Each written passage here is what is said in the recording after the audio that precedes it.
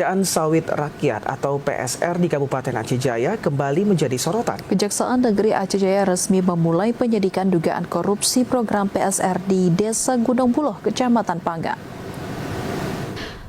Kejaksaan Negeri Aceh Jaya resmi memulai penyidikan dugaan tindak pidana korupsi dalam pelaksanaan program peremajaan sawit rakyat atau PSR di Desa Gunung Buloh, Kecamatan Pangga, Aceh Jaya. Kepala Seksi Tindak Pidana Khusus Kejari Aceh Jaya, Christian Sinulingga, menyatakan penyidik tengah mengumpulkan alat bukti dan keterangan guna mengetahui ada atau tidaknya perbuatan melawan hukum yang berpotensi menimbulkan kerugian keuangan negara.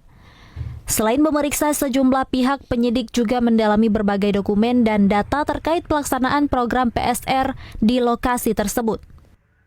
Saat ini kita sedang dalam proses penyidikan untuk mendalami terkait dengan apakah ada perbuatan atau tidak. Hari ini kita sudah dapat kesimpulan bahwa sudah ada peristiwa pidana yang oleh karena itu kita berkeyakinan untuk tingkatkan dari penyelidikan ke penyidikan.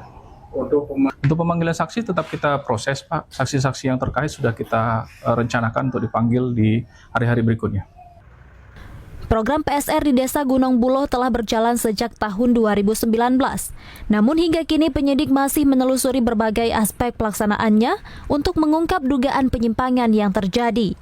Kejaksaan Negeri Aceh Jaya menegaskan proses penyidikan akan dilakukan secara menyeluruh, sesuai ketentuan hukum yang berlaku guna memberikan kepastian hukum dan menjaga akuntabilitas pelaksanaan program pemerintah. Dari Aceh Jaya, Musliadi, TVRI Aceh, melaporkan.